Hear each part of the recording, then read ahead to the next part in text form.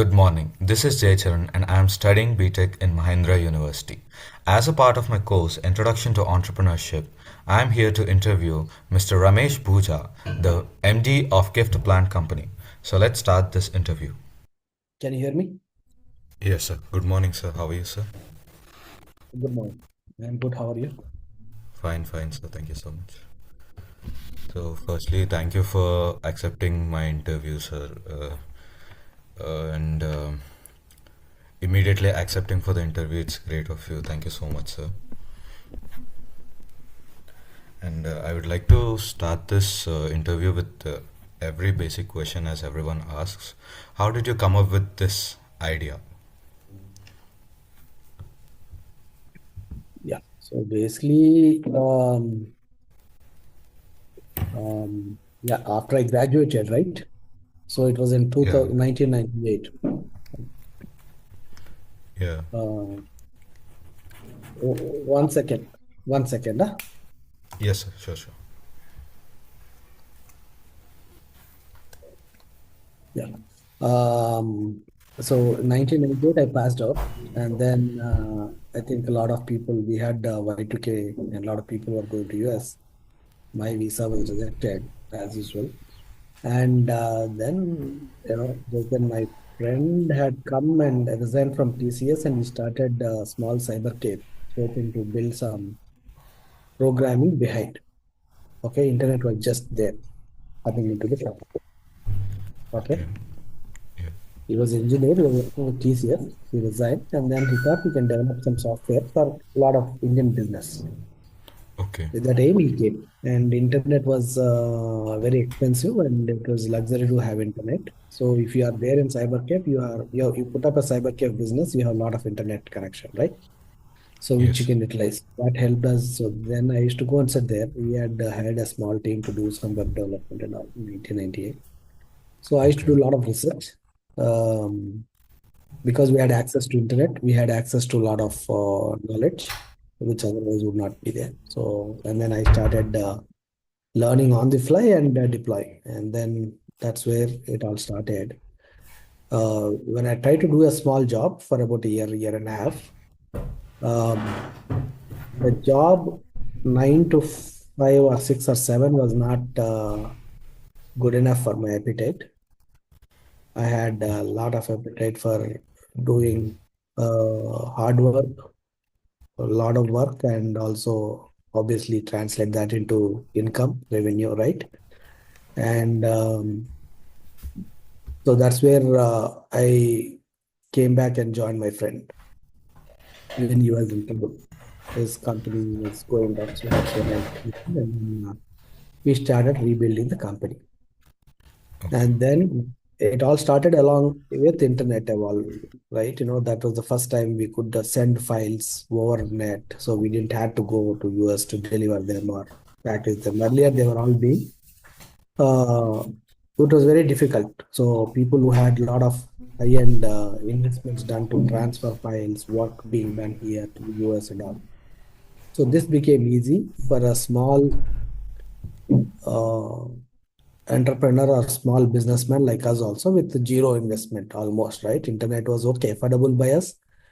It used to Yes. take Yes. long hours for uploading any work that is being done, but we could deliver and we could get paid. So that was the whole thing end to end, which was workable at that point in time, right? Okay. For anybody to get into business.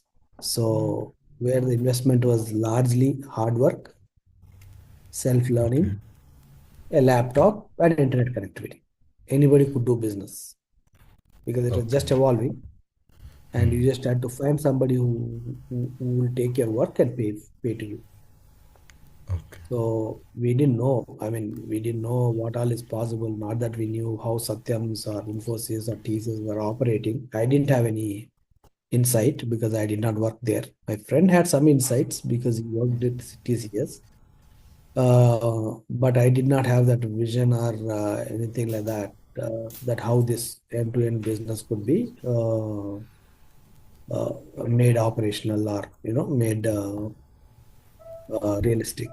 So that's where I learned on the fly. I learned how this business works, how things work, how you find customers, how you deliver, how you get paid, how you negotiate payments, costs, ensure that people, and so I would be more liberal on costing and payments because I know they will not go away anywhere because we were very cost effective, very low priced.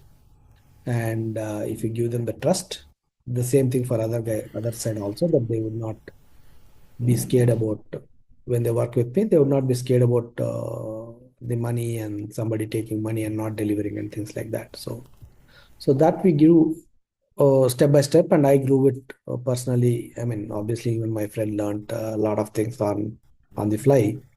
We learned on the fly, and we grew.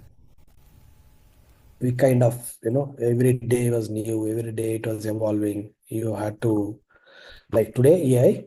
We had internet. What is that? We had internet boom happening, and that is and we were learning and we were evolving, we were learning. So companies which were not internet friendly or which were little more legacy and old, they were either had to adopt or they would die down. Same thing like Okay. today's AI. Yeah, yeah. Yeah, so that was the thing. And yeah, that's the whole story. And then we came lot of things. Okay.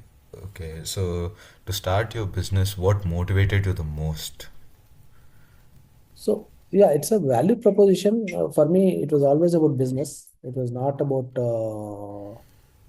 it was all about, I mean, always thought business would lend you bigger revenues, bigger lifestyle, and bigger things than doing a job. And somewhere I had that as my, all along, I was always trying to see where there's value. At the end, everybody was trying to make money, and somewhere I was driven from childhood to make that money for some reason. And I always got attracted to a lot of business initiatives or business, indulgences. Like when people were wanted to play, do something else. I was always thinking about business, how to do this or how to make this money, how to make that. So it was Okay. natural for me. Okay. Uh, with yeah, and also I did not have a job, so I learned here and then came back, took risk because I did not have any dependency. I did not have any commitments because my father was working with SBI and I did not have any family commitments. So I could sustain myself. I could take a risk of not having to earn, and then that's where Okay. we go. Yeah. Okay. So, can you share some of the challenges which you faced in your whole journey till date? Like Yeah. it can be very Uh, small or very big. It should help change it. One is when I had to part away with my partner in 2010, I had to restart again. Okay. Now, on the hindsight, I see that that became a opportunity for me to do things on my own, which I wouldn't have learned. Otherwise, a lot of finance was being managed by him. I was doing more of sales and operations and delivery. Okay. I was being that entrepreneur from, three-member company to 150 people. You are doing everything. And Okay. you always felt you would keep it low cost and operational. And that was the thing. Yeah. So when I had to come out and restart on my own, that was one of the biggest challenge. Yes. Okay. Sir, when you started this new idea of yours, what were the resources you already have, like your skills or your networks or the finances or your colleagues which you already have earlier? Hmm. So yeah, that helps. I think in career, it's always you will, walk along with a lot of people around you.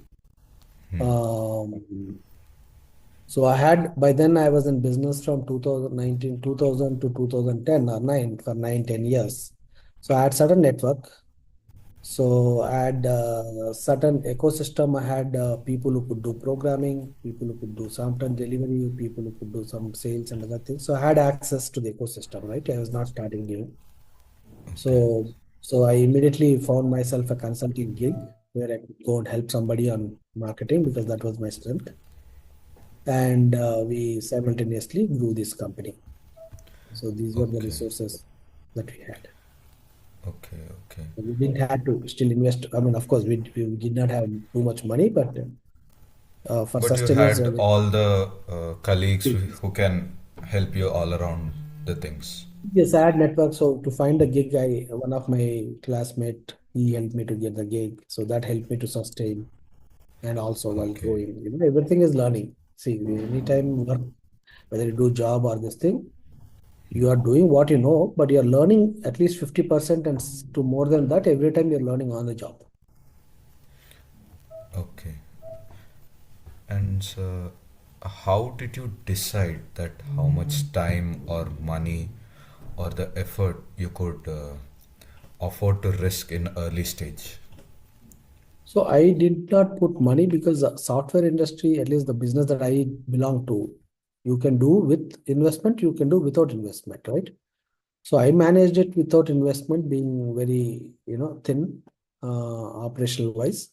And then I also got a sustenance from outside gig. So that was taking care of the expense and small expenses needed to run the business, to paying some sales guys and things like that. So I found a way to keep the expense low. But some Okay. businesses you might need a lot of heavy investment if you're doing some, coffee shop or something else, right? XYZ, where you're having tangible goods and production, manufacturing. But I was not in that business, so I cannot really comment about that. As far as IT, even today, people can do that business with zero investment, just a laptop and knowledge and connectivity. Okay. So, any collaborations or any relationships with other companies or other entrepreneurs helped you in growing your business? Yes, in business, that's the only thing that will help. Your ecosystem, your entrepreneur network, relations, networks, all these will only help. That's the only thing that will help you. If you burn those bridges, it will be very difficult, even if you have very strong force of marketing and sales team. Okay. That is the only thing that helped all along. Okay. Okay.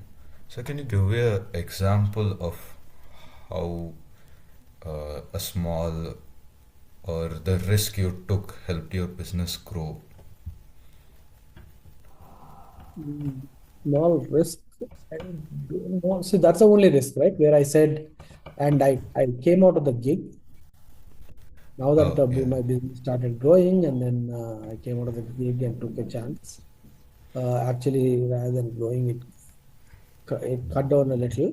One of my main customer cut down actually, but we survived through because we kept our costs low and we kept growing. We kept increasing our marketing efforts, and then we started growing further after that.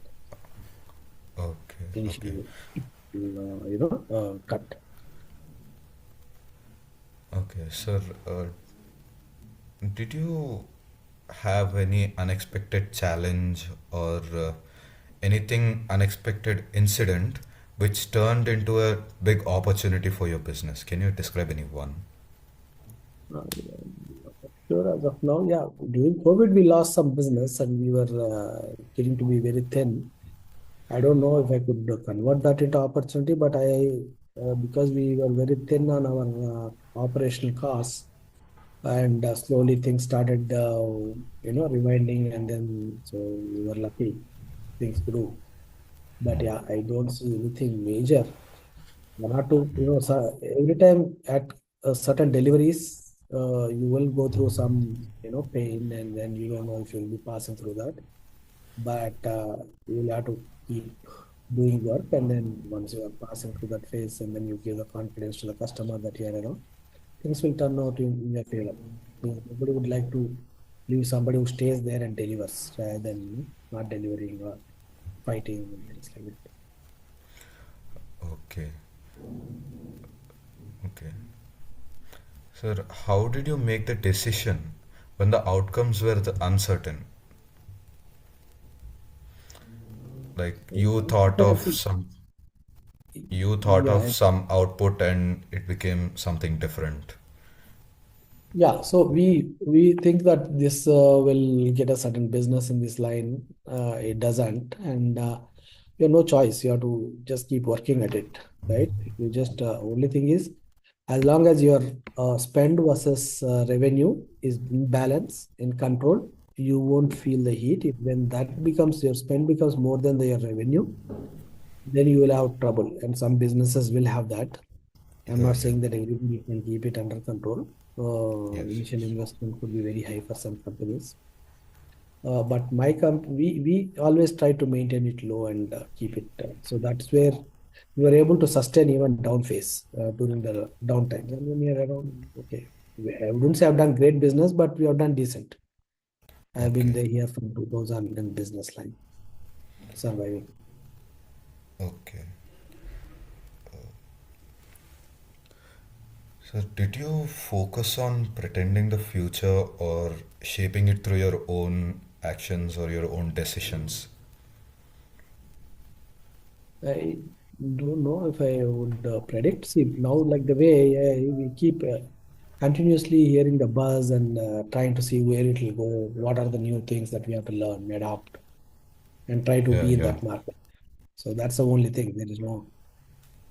I never had that vision to predict anything how things are going to be. With evolving, we are little fast adapters because we operate on a very thin margin and very lightweight. So Okay, we adapt fast. okay, okay. So, like we generally get the feedbacks from the customers, no, sir. So, any of your customer has given a feedback, and did that feedback change in your plans or your decisions or any other new risk involved in the feedback? So, see, that's what we are a very small, very, very small company. So we kept most of our customers for very long. If people have not given, mostly they have not given because they don't have business, or sometimes we lost one customer recently. I'm sure he must be working with somebody else in spite of working with them for 10, 11 years. So he's not been giving the same amount of work that he used to give us. He gives us a little here and there, but nothing much. So that is become so, but he's not given any feedback. He says, "You're good, you guys are good," but I don't know why he's gone the other way. Maybe Okay, there could be, there must be obviously a strong reason. Maybe they're cost effective, they're okay, faster. I don't know. okay. But So, he's not never. so, okay, so looking back again, what were the key lessons you've learned as an entrepreneur? Yeah, key lessons. Yeah, Yeah, one thing is you have to continuously, at least in my line of business, where it is IT, there is continuous learning, yes, continuous adoption that you have to do. And you have to be in the yes. ecosystem on the run. So I think that is what I learned. I don't know about how other businesses run, but this is so I don't know if I can repeat the same thing again, but that's the only way to be in charge of how Okay, things are shaping. okay, okay. Okay, sir, I'll end up with this, wrap up with this question. Just give one advice to the students who wanted to start their own ideas or build in new ventures, anything. Yeah, Any so I one think advice. one is keep the cost low. Try to be you yourself be a part of the delivery, so you can begin small. Okay, Start at least for IT. I can't comment for other businesses, but IT, each individual of you, or each student can set up on their own if he has hands-on experience to deliver certain value, and okay, then find a customer to deliver that, and he can keep expanding that delivery by increasing people around him, rather okay, than putting 10 people and hoping the business will come, right? okay. Yeah. So in IT, it is individual capability to deliver, and then you make that and take a small gig or a contract, and then keep expanding. That's one thing. Okay. Okay. Yeah, So thank you so much for your interview, sir. And I'll not post any of this thing which you have shared with me in any or other social media or anything. I'll keep it this very low, and I'll just use it for my academic purposes. Thank you so much for your interview, sir. yeah. Thank you. Thank you. All the best. Thank you, sir. Thank you so much.